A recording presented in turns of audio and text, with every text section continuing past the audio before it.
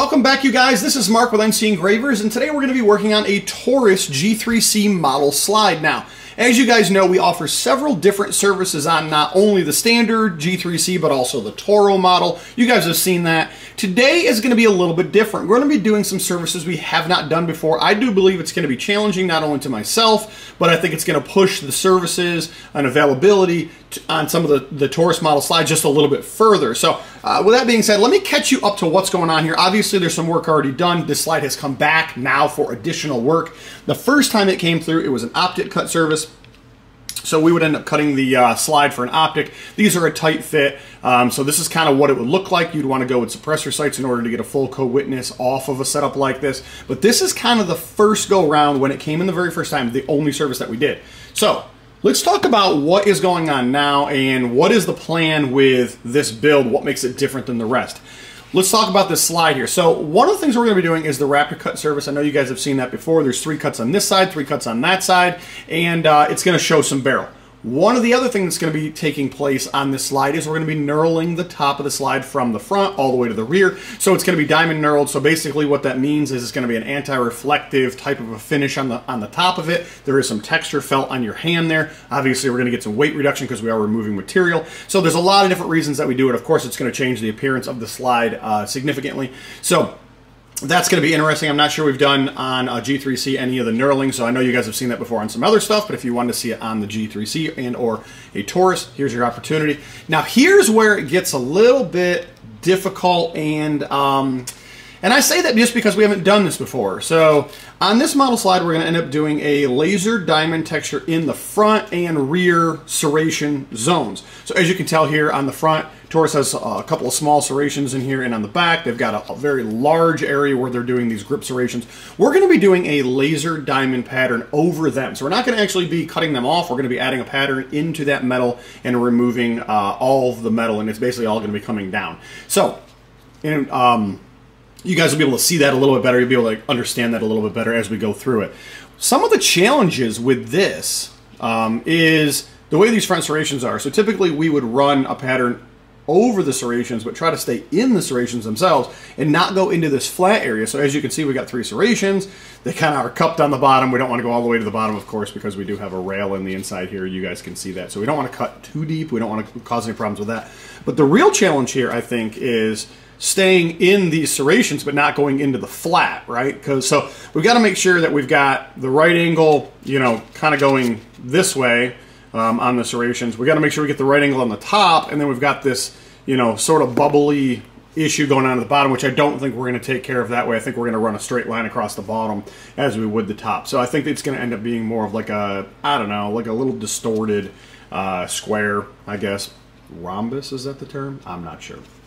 Anyhow, with that being said, the rear ones I don't think will be quite as difficult. They will have their own challenges. With that being said, we're going to be cutting into the optic socket, so we'll be cutting here right straight up. The top side won't matter quite as much. Some of those patterns may roll over and into the inside. You won't see that because the optic is here and it's going to get installed. We'll do our best to keep it on the edge, but I wanted to make it look normal. Of course, on the ejection side, we've got an extractor hole, so we've got to take a look and see how that's going to play. That is mostly it for the slide. Now, I'm going to tell you one thing right straight up front at the beginning of this video. We've gone through a lot of different ideas of what we can do on this build, so things may change along the way. Things may be added along the way. So there's kind of one of those deals where what we discuss now, we may take it a couple of steps into it with rapid cuts and knurling, and who knows, we may add something to the top, or we may do a different design maybe on the side. So expect to see some differences in the end from what we're actually talking about right now. Let's talk about the barrel here for a minute. So as you guys know, these are stainless steel barrels. This one has obviously been coated black. We're going to be doing knurling on the top. There's going to be a Punisher head on the top. See, that's where it gets interesting. We haven't done that probably since 2018 or 19. And the idea is that whenever you knurl something and then you laser through it, all of that material comes down, right? So it's not just removing material like a CNC machine, it's all of the material comes down. So any of those little points that are there that we're cutting out to create that Punisher head are also going to be high and low. They're not going to just be smooth on the bottom. So we've got to figure out a way to do that. Of course, we've done that in the past. It takes a little bit longer, but we're pretty fluent on that work. The ejection side is not going to get a logo. It is going to get knurling, and that's mostly just because of the thickness of the barrel. So we will square the barrel, we will knurl the barrel. On the round part of the barrel, we are going to be doing a pattern. I don't know if this is 100% decided right now. We've gone through a couple of different ideas. But I think as of the making of this video right now, it is a diamond on the round part of this barrel. And then, of course, the barrel will get recoated. So that's going to be interesting. You know, one, we'll be able to see it. Two, it's going to flow with the pattern. I'm really interested to see how that Punisher comes out on the top. I know it's going to be challenging just because we can't, you know, cut forever to create that Punisher. We do have to do the knurling. We have to figure out a way to remove material to raise the head of that Punisher and not distort the knurling, because we want the eyes and most of that face to have that diamond pattern in the Punisher. So it's going to be pretty cool. Guys, I think that at this point we just need to run to the CNC and start doing, you know, some of this slide work, get it in there, figure out what's going on with it. Of course, if you guys are curious, it's going to be CNC work for Raptor cut and knurling. It will not be for the sides. We'll be doing CNC work on both these sides for the knurling, and then we're going to move right straight into laser work. And once again, you may see some changes on this build along the way. Let's take you guys through that, and let's see exactly how it comes out in the end.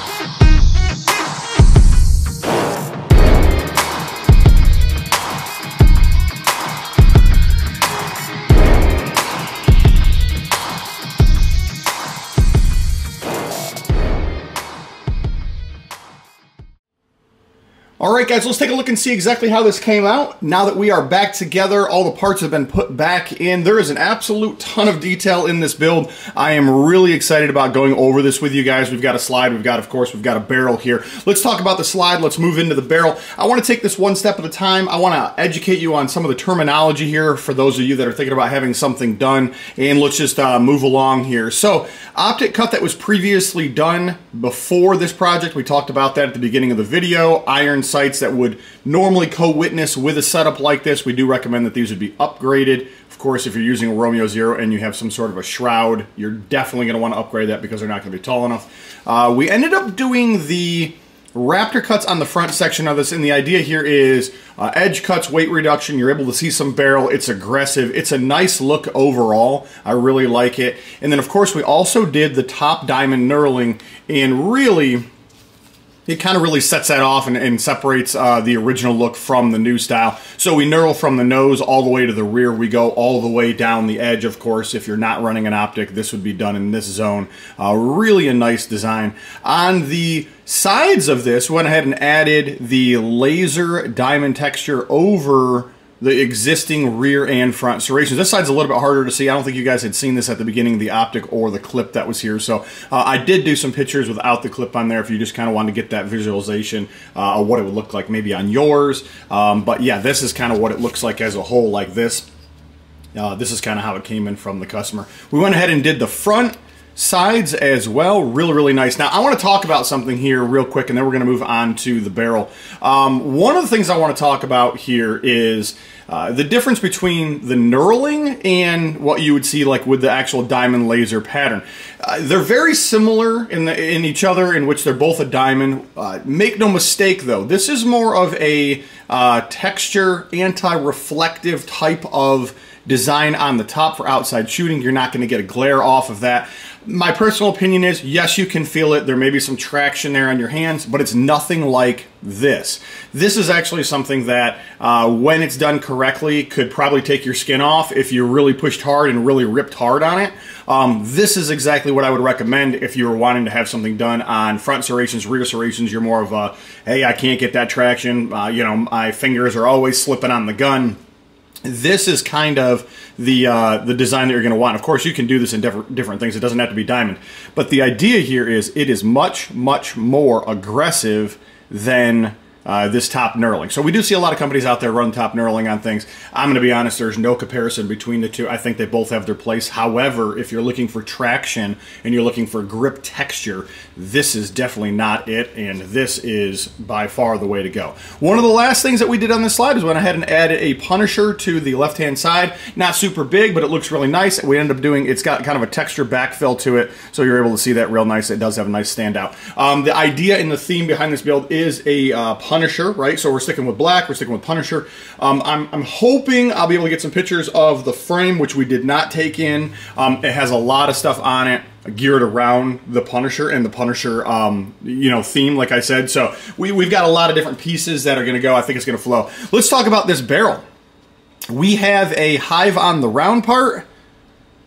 I don't know if we're going to get a good focus on this. I'll include some pictures. Hive on the round part.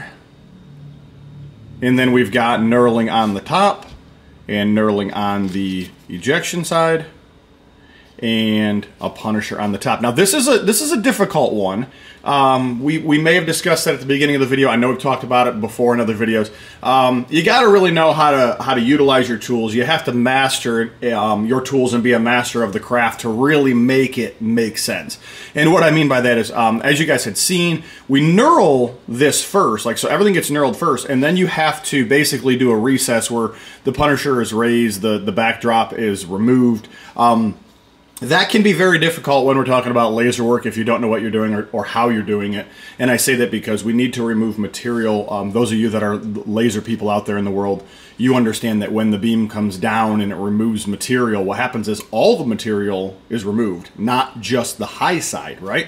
So unlike a CNC machine, when you come down, you can shave the top and come down and shave some more. When you use a laser, what ends up happening is anything that the beam touches removes. So usually, this is why we would not recommend engraving over an engraving. We do see this a lot with other companies that are out there, and what ends up happening is the original engraving never really disappears. And that's mostly just because, once again, we are removing all material as we go down into the material, right? So everything's getting lower. It's not like we're just taking off that top layer. So when you talk about doing something like this, you know, you start running into an issue with how do we make the knurling go away? How do we get a textured background? How do we make it flow like it should flow? And that is how you do it. You wouldn't want to come back later and try to add the knurling to this. The thou difference, you'd be hitting the bottom here, and of course you wouldn't get the border like you're supposed to. So this is technically the correct way to do it. We may have discussed this at the beginning of the video. I'll touch base on it. Sometimes we will do engravings on what would be the ejection side. Sometimes we won't. A lot of that just comes down to how thick is the barrel, right? We do have to, in some cases, shave the side of the barrel to remove stuff like serial numbers or model numbers, and then we would do a knurling, and then we would do an engraving, or however your configuration is. And in some cases, we just don't recommend it. I want to put these together. I'm going to show you guys exactly what this looks like. Yeah, that's pretty wild right there. So when we take a look at the top, that was the reason why we wanted to knurl the top of the barrel. So we get a lot of flow off the top of this, where it's basically the same design down through. We get our Punisher, we get our other Punisher over here. Overall, super happy with the way that this came out. I'm really loving the idea of tying the top into the sides with, you know, with some of that diamond on the sides, diamond on the top, weight reduction, more grip texture. Overall, I think it's a really good design. We do see a lot of requests come in for, will you guys do a pattern over my existing serrations? A lot of times we'll say, no, we don't offer it. And you got to be careful with us, and I say that, I guess this is some inside information I guess I'm giving you here. And the idea here is that it's not that we can't do it, it's that a lot of times a customer has an idea of something that they want to have done, like they want to have this put over the rear serrations or that put over the rear serrations or knurling, and in the end, I just don't agree with it. I don't think the knurling over the rear serrations on your Glock is going to give you, or even the front serrations, is going to give you the texture you want. Now, if you're like, hey, I want the diamond pattern, the laser pattern over it, yeah, I could agree with that, and we'll probably run it. So the idea is I'm trying not to send people down a path that they're going to get it back and look, they're going to look at it and be like, man, this is amazing, but I really didn't get my grip texture. So instead of failure, we just will tell you we don't do it. So, you know, sometimes there's different ways of navigating that water and just kind of saying, hey, I don't care what you do, you know, but I need some more grip texture on here, or we need to add some serrations, or we need to do this, or we need to do that. And we may make a recommendation, but a lot of times, because we are so busy, what will happen is I'll just say no. I'll just say we're not going to do it. And it's not being rude, it just kind of comes out being that there's a lot of people that kind of think they know what they want, and at the end of the day, I just don't agree with it, or I don't think you're going to get the quality off it you're hoping for, so I'll just say we don't do it. So it's easier for me to be the bad guy than for me to be the guy who did the work, charged you, and I'm still the bad guy, right? So those are kind of two different columns there. I'm either the bad guy up front, and you guys are like, I hate this guy, or I'm the guy who took your money, who did the work, you weren't happy with it, which we both know you weren't going to be happy with it, and then I'm still the bad guy. So I'm pretty reserved on a lot of that. Hopefully you guys do understand. Just kind of going through my build videos from a long time ago and the services that we do offer, the high quality work that we do turn around, the understand the experience that we've had with a lot of these projects. I can point you into the to the corner of making a masterpiece and exactly how you should do it. Or if you want to drive the car, I can tell you I'm getting out because I'm not interested in riding. So it's kind of one of those deals where it doesn't necessarily have to be my way or the only way, but at the end of the day, I can probably tell you what I would recommend, and I would can probably tell you what would work the best for what you're actually wanting.